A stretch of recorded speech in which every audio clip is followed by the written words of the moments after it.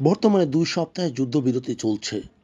America ও Israel ইরানের বিরুদ্ধে operation midnight hammer ছিল ইরানকে পারমাণবিকতা থেকে নিষ্ক্রিয় করা, কিন্তু তা ব্যর্থ হয়েছে। বরং স্থিতিশীল জ্বালানি বাজার অস্থিতিশীল হয়েছে। তবে শান্তি স্থাপকতায় পাকিস্তান ও চীনের উল্লেখযোগ্য ভূমিকা রয়েছে।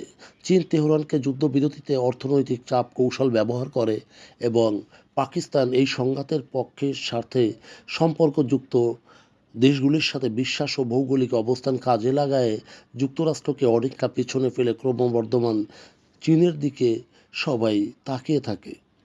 গত ৫ সপ্তাহে তেহরান প্রমাণ করেছে যে ইরান হরমুজ প্রণালীতে সকল বাণিজ্যিক জাহাজ বন্দের সক্ষমতা দেখাতে পারে। ফলে বিশ্বব্যাপী জ্বালানির দাম আকাশচুম্বী হয়ে পড়েছে। মূলত তেহরান বিশ্বের সবচেয়ে গুরুত্বপূর্ণ নৌপথ হরমুজ প্রণালীর উপর একক নিয়ন্ত্রণ প্রতিষ্ঠা করেছে। ইরান এখন ইচ্ছা করলেই বিশ্বব্যাপী অর্থনৈতিক মন্দা ডেকে আনতে পারে।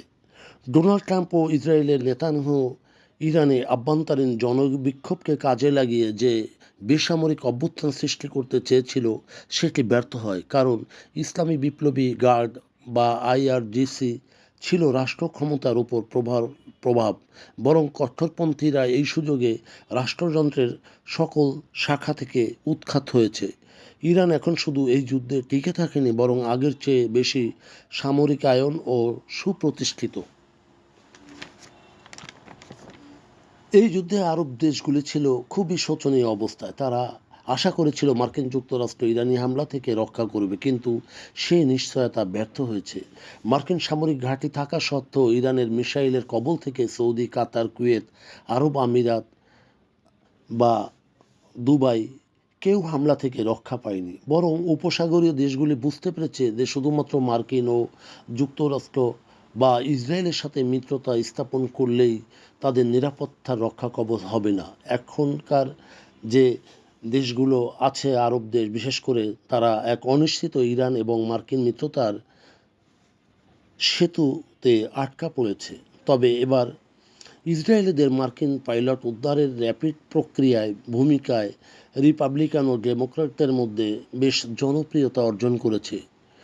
মার্কিন যুক্তরাষ্ট্রের যে কোনো আমেরিকান ট্রাম্পের দেওয়া ইসরায়েলকে নিঃশর্ত সামরিক সহায়তা প্রদানের রাজনৈতিক মূল্য বেড়ে গেছে। ইসরায়েল হয়তো এই যুদ্ধে জিতেছে, তবে যুক্তরাষ্ট্রের রাজনৈতিক প্রভাব বিস্তারের যুদ্ধে হেরে গেছে।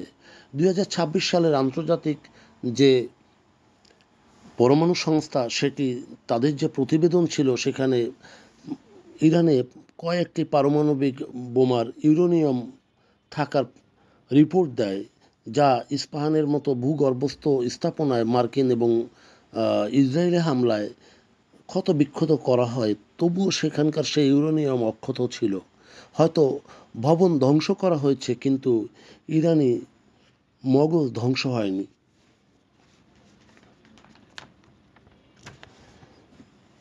ট্রাম্প প্রশাসনের কারণে মার্কিন মিত্রদেশগুলির এশিয়া, ইউরোপ বিশেষ করে তারা উদ্বেগের মধ্যে দিন কাটাচ্ছে। নেটোবিহীন এই হামলায় বিশ্ব নেতারা উপলব্ধি করেছে যে আমেরিকার পররাষ্ট্রনীতি দীর্ঘমেয়াদী কৌশলী স্বার্থের পরিবর্তে খামখেয়ালি নেতৃত্বে খেয়াল খুশি মতো চালিত হয়। ফলে ইউরোপের মধ্যে বিশেষ করে স্বায়ত্তশাসনের দিকে তারা দ্রুত তাড়াহুড়া শুরু করেছে এবং এশিয়ায় নতুন নিরাপত্তা ব্যবস্থার তারা সন্ধান করছে। দ্বিতীয় বিশ্বযুদ্ধের পর থেকেই বিজিত পশ্চিমা জোটের উপর আস্থা ছিল, সেটি এখন ভেঙে গেছে। এই যুদ্ধে সবচেয়ে ক্ষতিগ্রস্ত হয়েছে মার্কিন ডলারের। ইরানের বিশেষ করে ইরান, চীন, রাশিয়া তারা একটি সমান্তরাল মুদ্রা ব্যবস্থা গড়ে তুলেছে, যা সম্পূর্ণ মার্কিন ডলারের বাইরে। মার্কিন ও সৌদির দীর্ঘ ৫০ বছরের যে পুরনো চুক্তি অলরেডি সেটি ২০২৪ সালে মেয়াদ উত্তীর্ণ হয়েছে, যা এখনও নবায়ন হয়নি। বর্তমানে ডলারের চাহিদা কমে যাচ্ছে, বিশেষ করে পেট্রো ডলার তার আন্তর্জাতিক বাজার ব্যবস্থায় এখন খণ্ডিত বাজারের অংশ হয়েছে, যেখানে রুবল ইউয়ান এগিয়ে। মার্কিন সরকার ইরানের যুদ্ধে ৬৮-টিরও বেশি টমাহক ক্ষেপণাস্ত্র ব্যবহার করেছে। ইন্টারসেপ্টরও মজুদের পরিমাণ অনেক কমে গেছে। থার্ডও প্রায় 30% শেষ হয়েছে। অর্থাৎ কয়েক সপ্তাহের ইরান যুদ্ধে মার্কিন যুক্তরাষ্ট্র যা হারিয়েছে সেটি পূরণ করতে কয়েক বছর সময় লাগবে। মার্কিন অস্ত্রের যে অফুরন্ত মজুদের ধারণাটি সেটি এবার চূর্ণ বিচূর্ণ হয়েছে। মূলত ইরানের বিরুদ্ধে যুদ্ধ ছিল মার্কিন আধিপত্যকে, বিশেষ করে আধিপত্যবাদকে, তার পতনকে ত্বরান্বিত করেছে। সেই সাথে যাদের দুর্বল করতে চেয়েছিল তারাই মার্কিন সামরিক শক্তিকে দুর্বল করেছে এবং পাশাপাশি মার্কিন ডলারের বিশ্বাসযোগ্যতাও নষ্ট হয়েছে। ধন্যবাদ।